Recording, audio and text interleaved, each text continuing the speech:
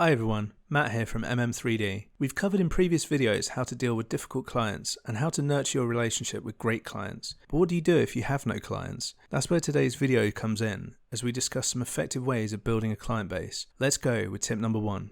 Avoid freelancing sites.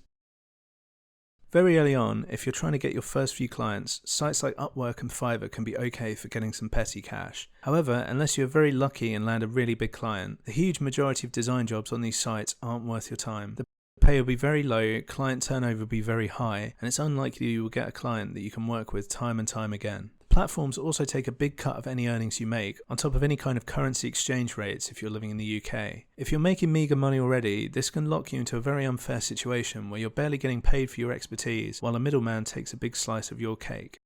Scammers and time wasters also target these platforms frequently, knowing that vulnerable newer freelancers are on there. It's best to instead build your own brand outside of the apps and develop connections in real life. Tip 2. Emphasize in-person meetings. You'll see all these marketing gurus out there telling you about how you should be mass emailing, cold calling and spamming social media sites with messages. You can do this, and it might even be successful, but 90% of the time, no exaggeration, it will fail, and you'll waste a lot of your time reaching out to people who simply aren't interested in what you're offering. It can also annoy people and turn them off your services in the future. Instead, I found establishing real-life, in-person connections is immensely powerful. It's hard to emphasize just how much of an advantage meeting someone in reality gives you over just dropping them an email. Firstly, meeting someone in real life shows that you are confident and care about establishing a relationship with them. You've gone out of your way to contact them, and it shows respect. This can get you an in with powerful potential clients who may be able to send a ton of money or exposure your way. You may find these people almost impossible to contact through other means.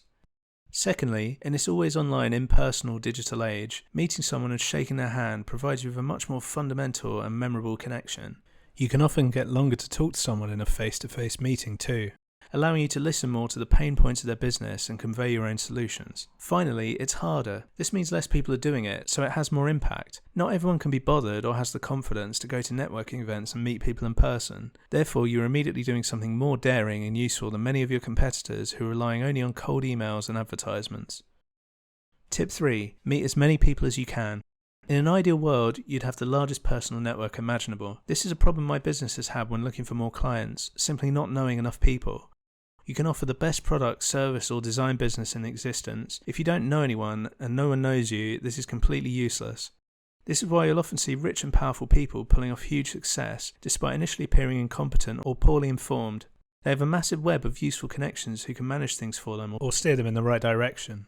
I would go as far as saying business is 80% who you know, 20% running your operations. So get out there and meet as many people as you can. The wider your network, the more support, knowledge, and potential advantages you have access to. Google local business meetings near you. Also, look for expos that are tangentially related to the kind of design you do. For example, I do a lot of scientific design, so I hang out at engineering expos. Science and engineering is quite intimately connected, so I often find people that need my services. Tip 4. Honesty and integrity above all. As I've said in previous videos, your ability to be trusted by others in business comes down to whether you pay what you owe and do what you say you will. For this reason, honesty and integrity must be at the core of your business and your networking. Why is this relevant in a video about attracting clients? Because these attractive qualities will do the work for you as you continue to deliver an excellent service. Every time you impress a client with your honesty and fair dealing, you increase the chance they will recommend you to someone else they know. It's all about building trust and stability in your web of business contacts so they can promote your business for you. Tip 5. Research your ideal market and client.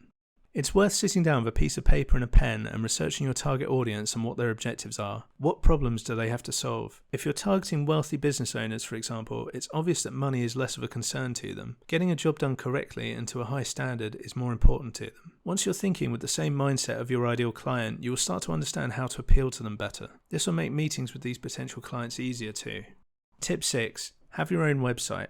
To attract clients more easily, your own website is crucial. You don't have to go mad with search engine optimization and site optimization straight away, but get a reasonably professional looking site. This is a big help when networking as it gives your business authority and legitimacy. Having a link to your website on your business card means people can check your work out in a nice professional environment immediately.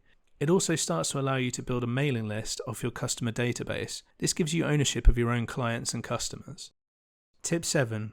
Cultivate a community.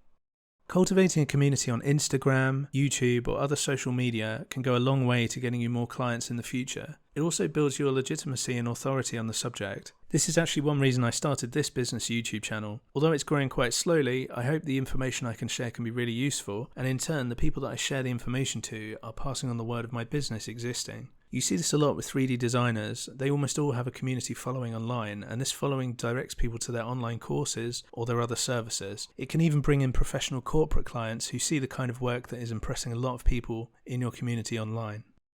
That brings us to the end of the tips video for today. I hope these tips were useful for you. If you like the content, please like the video and subscribe to the channel. More content will be coming soon, including a long overdue update to the toaster modelling tutorial, which I never managed to finish because I was so busy. However, I'm going to get round to finishing that course off, and it will be up fully for free on this YouTube channel.